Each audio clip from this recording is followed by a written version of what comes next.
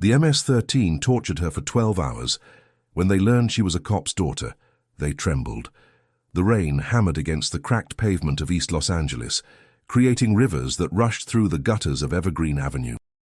It was past midnight when 22-year-old Sofia Martinez stepped out of the convenience store, her shift finally over after 14 grueling hours. She pulled her hood up against the downpour, clutching her paycheck, barely enough to cover this month's community college tuition and help her mother with rent. The fluorescent lights of the store flickered behind her as she locked the door, unaware that 3 pairs of eyes watched from a dark sedan parked across the street. Sofia had grown up in these streets, knew their rhythms and dangers, but tonight, exhaustion clouded her usual awareness. She didn't notice the car doors opening, didn't hear the footsteps approaching until it was too late.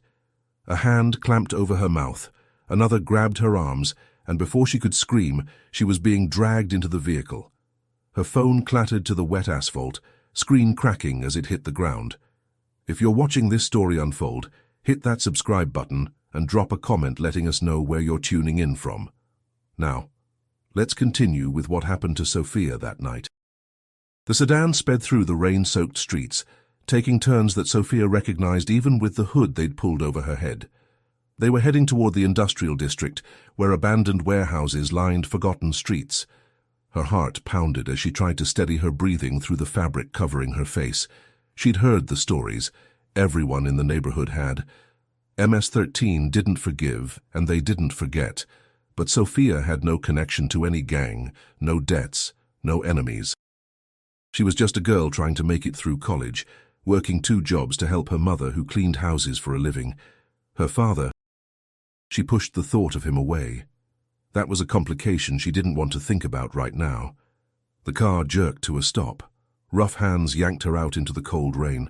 She stumbled on the uneven ground, her sneakers splashing through puddles as they dragged her toward a building. The smell hit her first, rust, mold, and something chemical that burned her nostrils. They shoved her through a doorway, and the hood was ripped from her head. 5 men surrounded her in the dim warehouse, tattooed faces, cold eyes, the distinctive markings of MS-13 visible on their necks and hands.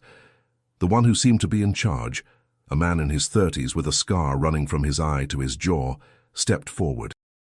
"You know why you're here?" His voice was quiet, which somehow made it more terrifying. "No, I swear, I don't know what—" The backhand came so fast she didn't see it. Her head snapped to the side and she tasted blood. She fell to the concrete floor, her vision blurring. "Your brother," the scarred man said. "Manuel Martinez. He stole from us.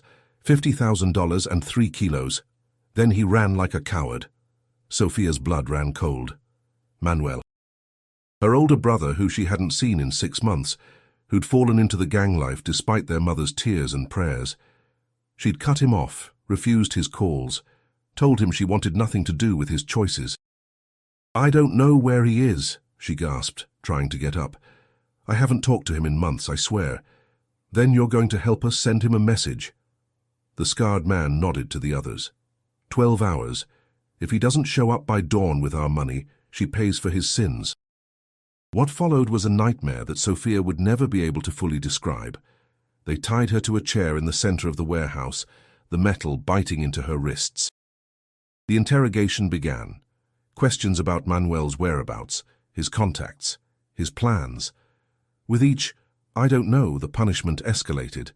First verbal threats, then physical pain that started small but grew with each hour. One of them, a younger member named Flaco, seemed uncomfortable with the whole thing. Sofia noticed how he looked away when the others got too brutal, how his jaw clenched when she screamed, but he said nothing, did nothing to stop it. Time lost meaning. Sofia drifted in and out of consciousness, the warehouse lights above her swimming in her vision. She thought of her mother, who would wake up in a few hours expecting to see her daughter sleeping in the next room. She thought of the college classes she'd worked so hard to afford. She thought of her father, Detective Robert Chen of the LAPD, and the irony that she might die without ever reconciling with him. Around hour 8, when the eastern sky started to show the first hints of grey, Flaco's phone rang. He answered, spoke in rapid Spanish, then his face went pale. He looked at Sophia with something like horror in his eyes. "Jefe," he said to the scarred man, "we got a problem." "What?" "That's not just Manuel's sister." Flaco's voice shook. "That's Detective Chen's daughter, the cop who's been hunting us for 2 years, the one who got Diablo and his crew locked up." The warehouse went silent, except for Sophia's ragged breathing. Every man turned to look at her with new eyes, no longer just a tool for revenge, but a catastrophic mistake. The scarred man's face twisted with rage and fear. "You're lying," he said to Flaco. "I'm not. My cousin just sent me this." He held up his phone, showing a news article from 3 years ago about Detective Robert Chen and his family. There was Sophia, younger, smiling next to her father at some department ceremony. Her mother's maiden name had kept the connection hidden from most people in the neighborhood. Sophia lifted her head, tasting blood, and managed a weak smile through split lips. "You're all dead men," she whispered. The scarred man's hand trembled as he pulled out his gun. The others backed away, their tough facades crumbling. They all knew what this meant. Hurting civilians was one thing, but a cop's kid. That brought down heat that no gang could withstand. Every officer in Los Angeles would be hunting them. The FBI would get involved. They just painted the biggest target on MS-13s back in the city. "We dump her," one of them said. "Leave her somewhere. Say we didn't know." "She's seen our faces," another argued. "She knows this location." "Then what?" Flaco demanded. "You want to kill a detective's daughter? That's a death sentence for all of us, for everyone we know. They'll burn this whole operation to the ground." The scarred man paced, gun still in hand, his calm demeanor shattered. He was trapped between 2 terrible choices: let her go and face gang justice for the mistake, or silence her and face every law enforcement agency in California. Sophia watched them argue, fighting to stay conscious. Her training from her father, the lessons he'd drilled into her before their relationship fractured, kicked in. Remember details, stay alert, look for opportunities. The door behind Flaco wasn't fully closed. If she could somehow get free, but she could barely move. 12 hours of torture had taken its toll. Her body screamed with pain, and she knew at least 2 of her ribs were broken. Blood dripped from cuts on her face and arms. Her left eye was swollen shut. The warehouse door suddenly exploded inward with a deafening crash. Flashbangs erupted, filling the space with blinding light and ear-splitting noise. Through the chaos, Sophia heard the most beautiful sound in the world, her father's voice commanding and clear. "LAPD on the ground, now!" Tactical officers swarmed in, weapons raised. The gang members scrambled, but there was nowhere to go. Within seconds, all 5 were face down on the concrete, hands being zip-tied behind their backs. Sophia watched through her one good eye as her father appeared through the smoke, his face a mask of controlled fury and desperate relief. "Sophia," he breathed, holstering his weapon and rushing to her side. His hands shook as he cut the ropes binding her. "Oh God, Sophia." "Dad," she managed, and then the adrenaline finally gave out. She collapsed into his arms, and for the first time in years, let herself be his daughter again. The paramedics arrived within minutes, loading Sophia onto a stretcher. As they wheeled her out of the warehouse into the morning light, she saw patrol cars everywhere, officers standing guard over the arrested gang members. The scarred man caught her eye as they led him past, and she saw pure terror on his face. He'd tortured a cop's daughter. His life, as he knew it, was over. In the ambulance, with her father holding her hand, Sophia finally let herself feel the full weight of what had happened. The pain was overwhelming, but so was the relief. She was alive. Against all odds, she'd survived 12 hours of hell. "How did you find me?" she whispered. Her father's jaw clenched, and she saw tears in his eyes, something she'd never witnessed before. "Your co-worker found your phone on the ground, called it in. When I heard your name—" He stopped, unable to continue. "Manuel," Sophia said. "They were looking for Manuel. I know, we've been tracking them for weeks, waiting for the right moment to move. When I heard they had you—" His voice broke. "I called in every favor, every resource. The entire department mobilized." Sophia closed her eyes as the morphine began to work, dulling the edges of her pain. "I'm sorry, Dad." For all the years I pushed you away. No, he said firmly. I'm sorry. For letting the job come between us. For not being there when you needed me.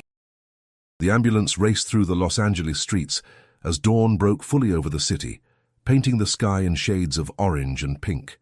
In the warehouse district behind them, crime scene investigators were already processing evidence that would put the MS-13 cell away for decades. The tortured daughter of a detective. That story would echo through every gang in California as a warning. Some lines you didn't cross. But for Sophia, as consciousness began to slip away, none of that mattered. She was safe. Her father was here. And somehow, through the worst night of her life, she'd found her way back to the family she'd lost. The hospital room was quiet when Sophia woke up 3 days later. Afternoon sunlight streamed through the blinds, and the steady beep of monitors provided a rhythmic comfort. Her body ached, but the sharp agony had been replaced by a dull throb that medications kept at bay. She turned her head slowly and found her father asleep in the chair beside her bed, his hand still holding hers, his face showing exhaustion that went beyond just physical tiredness. "Dad," she said softly. Robert Chen's eyes snapped open instantly. A cop's reflexes never truly rested. He sat up quickly, wincing at the stiffness in his back. "Sophia, how do you feel?" "Like I got hit by a truck," she admitted. "But alive." He smiled, but it didn't reach his eyes. The guilt there was palpable. "The doctors say you'll make a full recovery. Broken ribs, multiple contusions, mild concussion. Could have been so much worse." "It almost was." Sophia squeezed his hand. "Thank you for finding me." Her father looked down at their joined hands, and when he spoke his voice was rough with emotion. "When I got that call, when I heard they had you, Sophia, I've been a cop for 25 years. I've seen things that would haunt most people for life. But nothing has ever terrified me like the thought of losing you." "I'm here," she assured him. "I'm okay. Your mother's been here every day. She just went home to shower and change. She'll be back soon." He paused. Manuel turned himself in. When he heard what happened, what his choices had done to you, he surrendered. He's cooperating with us now, giving us information on the larger organization. Sophia absorbed this news. Her brother, the source of so much pain and disappointment, had finally done something right. Will he go to prison? Yes, but with his cooperation, it won't be for as long as it could have been. And maybe it'll save his life. Robert's expression hardened. The men who took you won't be so lucky. They're looking at life sentences, kidnapping, torture, assault on a police officer's family member. The DA is throwing every charge possible at them. "Good," Sophia said, surprised by the venom in her own voice. Then softer. "What about Flaco, the young one?" Her father raised an eyebrow. "What about him?" He seemed conflicted. When the others were hurting me, he looked away. I think if he'd been alone, he might have let me go. That doesn't excuse what he did. He was there, he participated. I know. But Dad, he's what, 19, 20? He's barely older than me. Maybe there's still a chance to reach him before he becomes like the others. Robert studied his daughter's face, seeing a strength there that made his chest tight with pride. After everything she'd endured, she could still see the humanity in her captors. I'll make sure his lawyer knows he was cooperative, but Sophia, he still has to face consequences. I understand. A soft knock on the door interrupted them. Day nurse entered, followed by Detective Maria Santos, Robert's partner of 10 years. Maria's face broke into a relieved smile when she saw Sophia awake. "There's our fighter," Maria said warmly. "Had us all worried, kiddo." "I'm tougher than I look," Sophia replied, attempting a smile that hurt her split lip. "You're your father's daughter, that's for sure." Maria glanced at Robert. "We've got developments. The warehouse led us to 3 other locations. We've arrested 22 MS-13 members in the past 72 hours. It's the biggest operation we've pulled off in years." Robert nodded slowly, his hand still gripping Sophia's. "Good. What about the leadership?" "The scarred one. His name is Diego Morales, second in command of the local clique. He's already trying to make a deal, but the DA isn't interested. His own gang wants him dead for the mistake he made taking Sophia. Sophia felt a chill run through her. She'd become a symbol, both of a gang's catastrophic error and of law enforcement's reach. The repercussions would echo for years. After Maria left, promising to return later with updates, Sophia turned to her father. "What happens now? To me, I mean. Can I go back to my life?" Robert's face grew grave. "Eventually, yes. But Sophia, you need to understand. This isn't over. MS-13 has a long memory. Even with their leadership locked up, there might be members who view you as unfinished business. So I'm supposed to live in fear? No, you're supposed to live smart. We'll set up protective measures. You'll need to be more aware of your surroundings. Maybe take some time away from the neighborhood. Stay with relatives out of state for a while." He saw her expression and added, "I'm not trying to control your life, but I need to know you're safe." Sophia considered this. The independence she'd fought so hard for suddenly felt less important than survival. "Can I finish the semester first? I'm so close to completing my nursing prerequisites. We'll make it work. You can take online classes from a safe location. Sophia, I know this isn't the life you wanted. I know you chose to distance yourself from me and the job because you wanted something different." His voice cracked slightly. "But you're my daughter, and after almost losing you—" "I know, Dad." Sophia felt tears building. "I know, and I'm sorry for all the years I wasted being angry. You were just trying to do your job to make a difference. I understand that now. I should have balanced it better. Should have been there for more school events, more birthdays. The job consumed me, and I let it. Your mother tried to tell me, and I didn't listen." He wiped at his eyes roughly. "It cost me my marriage and nearly cost me my relationship with you. That ends now. Whatever happens going forward, you come first." The door opened again, and this time Sophia's mother rushed in. Carmen Martinez, now back to using her maiden name after the divorce, had always been a composed woman, but now her face showed the strain of days without sleep, worry etched into every line. "Mija," she gasped, rushing to Sophia's other side. "Oh, my baby." "Mom, I'm okay," Sophia assured her, though her own tears finally spilled over. Carmen held her daughter carefully, mindful of the injuries. When she pulled back, her eyes were fierce. "Manuel's choices almost killed you. I will never forgive him for that. But you survived. You're so strong, stronger than I ever was." "You raised her right," Robert said quietly to Carmen, the first kind words they'd exchanged in years. Carmen met her ex-husband's eyes, and something passed between them, a shared relief, a mutual understanding that their daughter was more important than old grievances. "Thank you for saving her. I just wish I could have done it sooner." Over the following weeks, as Sophia healed, the full scope of her kidnapping's impact became clear. The 22 arrests had decimated MS-13's operations in East Los Angeles. The gang's reputation suffered a massive blow. Their second-in-command had made a rookie mistake that brought down federal heat and multiple life sentences. Internal conflicts erupted as members blamed each other for the disaster. Sophia moved temporarily to Sacramento to stay with her aunt, taking online classes and working with a therapist to process the trauma. The nightmares came regularly, memories of that warehouse, the pain, the fear. But she was alive, and that meant she had a chance to rebuild. Her father visited every weekend, a 4-hour drive each way that he made without complaint. They talked about everything, her dreams of becoming a nurse, his cases, the ones he could discuss, the years they'd lost. Slowly, carefully, they rebuilt the bridge between them. Manuel's trial was quick. With his testimony, prosecutors built an airtight case against the remaining MS-13 leadership. He received 7 years, lenient for his crimes, but earned through cooperation. When Sophia visited him in prison, 6 months after that terrible night, she barely recognized her brother. He'd lost weight, his tattoos seemed faded, and his eyes carried a haunted quality. "I'm sorry," he said through the plexiglass. "I'm so sorry, Sophia. I didn't know they'd go after you. Your choices have consequences, Manuel. They always did. You just finally had to face them.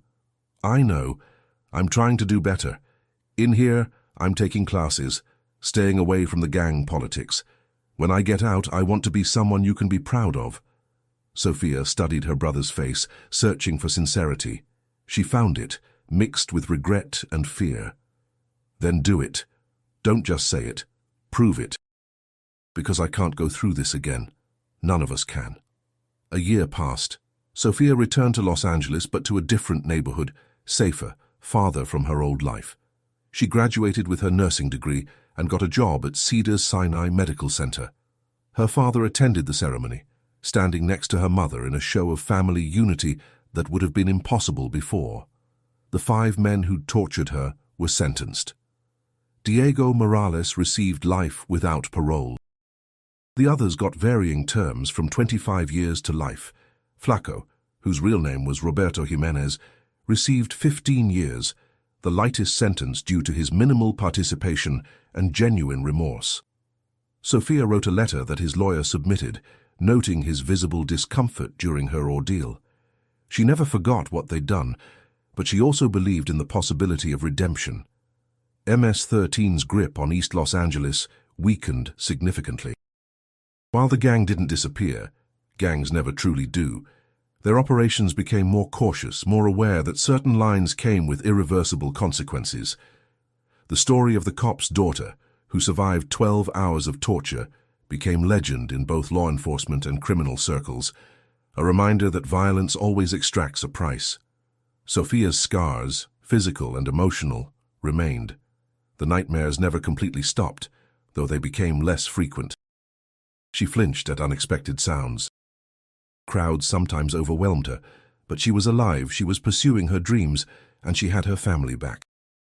2 years after that night, Sophia worked the overnight shift in the emergency room.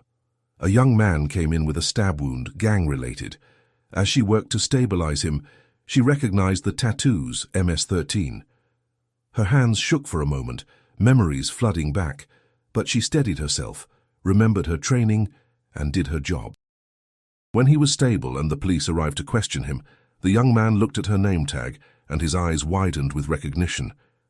"You're her," he whispered, "the detective's daughter." "I'm a nurse," Sophia corrected firmly, "and right now I'm your nurse. So you're going to cooperate with these officers and you're going to rethink the choices that landed you on my table, because next time you might not be lucky enough to survive." She walked away before he could respond, her father's words echoing in her mind from a conversation they'd had months earlier. "You turned the worst thing that ever happened to you into strength. You became someone who saves lives instead of seeking revenge. That's not just surviving, Sophia, that's winning." And perhaps he was right.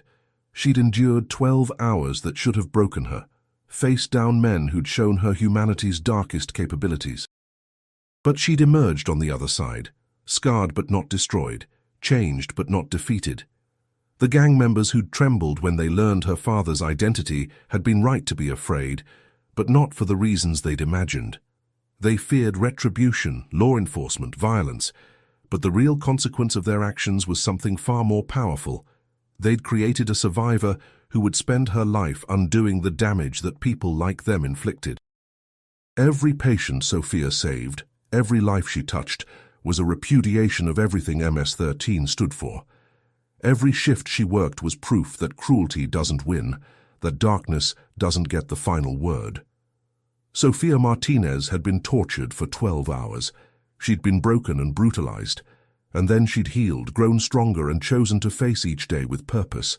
In the end, that was the greatest victory of all. 5 years had passed since that rainy night in East Los Angeles. Sophia stood in the small community center in South Central, adjusting the projector screen. Around her, 20 teenagers sat in folding chairs, some curious, others resistant, all of them from neighborhoods where gangs were a daily reality. "My name is Sophia Martinez," she began, her voice steady. "And I want to tell you about the night that changed my life." This had become her mission. Once a month, Sophia volunteered to speak to at-risk youth about gang violence, about choices and consequences. Her father had suggested it initially, thinking it might help with her healing. He'd been right, but not in the way either of them expected. Sharing her story didn't just help Sophia process her trauma. It saved lives. She told them about Manuel, about his choices leading to her kidnapping. She showed them the scars on her wrists from the ropes, the faint mark on her cheekbone that never fully faded. She didn't spare them the details of those 12 hours, but she also didn't glorify the violence. Instead, she showed them the aftermath, the destroyed families, the wasted lives, the endless cycle that benefited no one. Diego Morales is 52 now, she told them. He'll die in prison. He has a daughter who won't speak to him, grandchildren he'll never meet. The 12 hours he spent breaking me destroyed decades of his life. Was it worth it? The teenagers shifted uncomfortably. A girl in the back raised her hand. But what about your brother? Did he change? Sophia smiled sadly. Manuel gets out in 6 months. He has a job lined up at an auto shop, a place to live. He earned his GED and completed a vocational program, but he lost 7 years, and he'll never get them back. The question isn't whether people can change, it's whether you want to learn the easy way or the hard way. After the session, a young man approached her. He was maybe 17, MS-13 tattoos visible on his neck. "I know who you are," he said quietly. "The story's famous in the clique. They use you as a warning, don't touch cops' families." "That's the wrong lesson," Sophia replied. "The lesson should be, don't hurt anyone. Period." He looked down at his shoes. "My cousin was one of them. One of the guys who got arrested after what happened to you. He writes me letters saying to get out while I can. Then listen to him." Sophia handed him a card. "This is a program that helps people leave gang life. It's not easy, but it's possible. You're young enough to choose differently." He took the card, folding it carefully before putting it in his pocket. "Thanks." That evening, Sophia met her father for dinner. Robert Chen was older now, grayer, talking about retirement. But his eyes still lit up when he saw his daughter. "How was the talk?" he asked. "Good. A kid approached me after, active MS-13. I think I might have gotten through to him." Her father reached across the table and squeezed her hand. "You're doing something I never could. Changing minds, not just enforcing laws. I'm proud of you, Sophia, every single day." Sophia looked at her father, at the man who'd saved her life, and then helped her rebuild it into something meaningful. The girl who'd been tortured for 12 hours had become a woman who fought back not with violence, but with compassion and truth. Outside the restaurant window, Los Angeles spread out in all directions, millions of stories, millions of choices. Sophia knew that somewhere in those streets, young people were deciding right now what paths to take, and tomorrow she'd put on her scrubs and save lives in the ER.